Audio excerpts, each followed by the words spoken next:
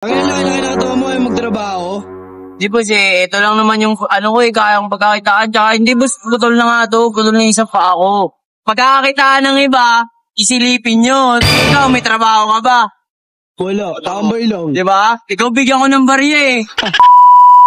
Ay, parang kagina pa nakapansin yung pili na yan. Kagina sa Divisoria yan tol eh. Okay. Nakikita ko yung kagina tayo. Pili mo talaga yan? Binigyan ko nga kagina 50 yan eh.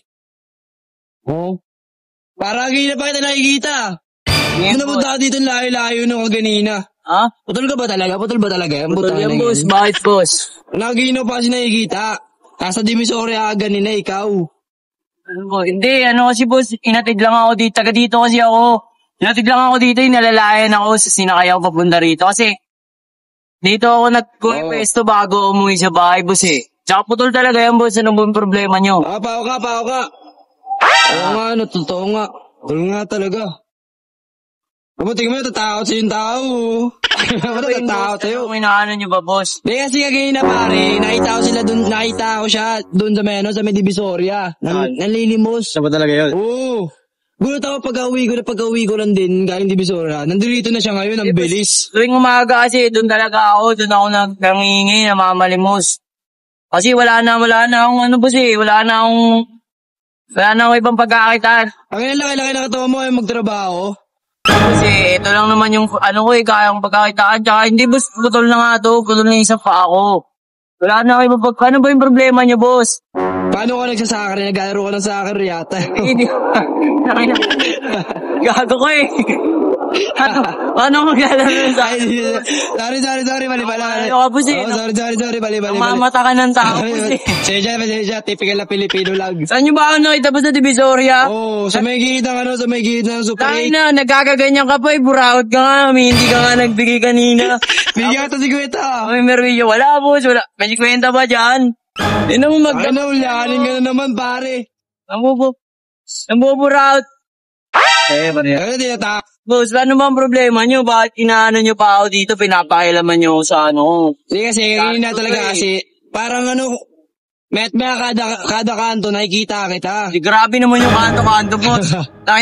Wala na ako naloko eh. Wala na ako na nun. Parang may nadulas ka. Nakita ako nun. Doon lang ako sa Divisoria lang ako, boss. Natid lang ako dito kasi paggabi na, umuwi na ako sa amin. Hindi ako naloloko ng tao, boss. Grabe kayo, typical na Pilipino. Ganyan talaga yung mga Pilipino eh, no? Pagkakakitaan ng iba, isilipin nyo. Ikaw, may trabaho ka ba? Wala, tambay lang. Diba? Ikaw bigyan ko ng barya eh. Ay na, baliktad yata. Baliktad na. Ako dito, boss. Huwag nyo na akong pakilaman dito. Hindi, kagina na.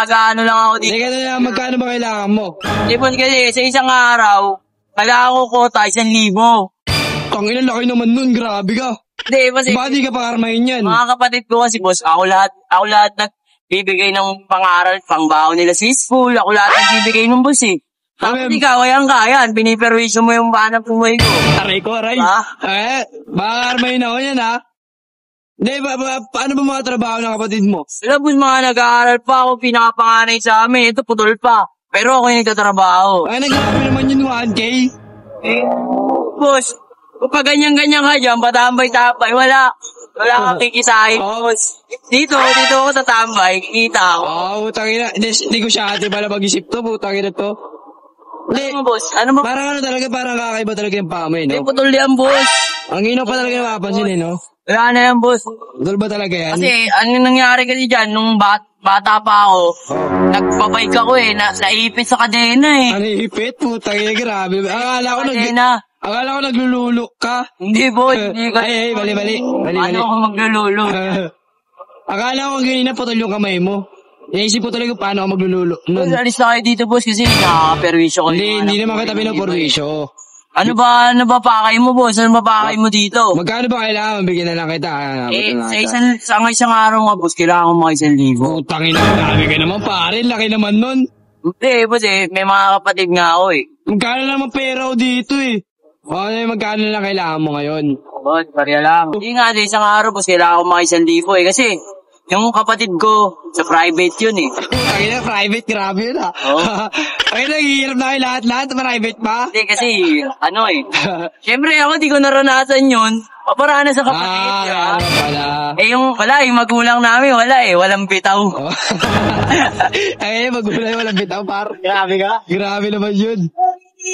Nasaan naman yung mga magulang nyo? Sige na, boss. Natatakot tuloy yung ibang dumadaan. Di na ako nabutan ng barya eh. Ay na kasi, paano maniningil ka? Kung dumidila-dila pa, para manyakon. Hindi naman sa ganun, boss. Kailangan ko lang talaga ng pera. Ay, alam mo. Hindi, bigyan na lang kita.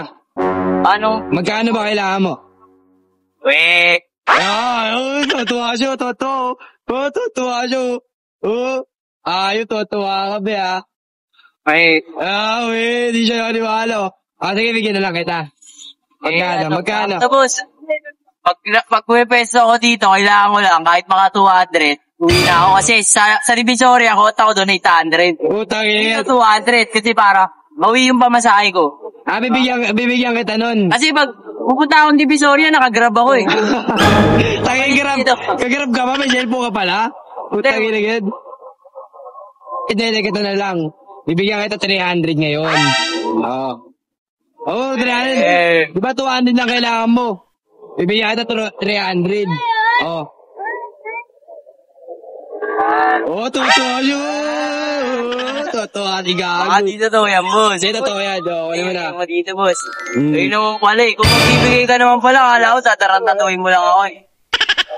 Paano nakita kasi kita nakaraan, parang nga naman durukot ka. Di, boss. Di ako yun. Umbes mo pa nga tumakbo eh. Uy, Puto na yung paa mo. Uy, gago. Kwento.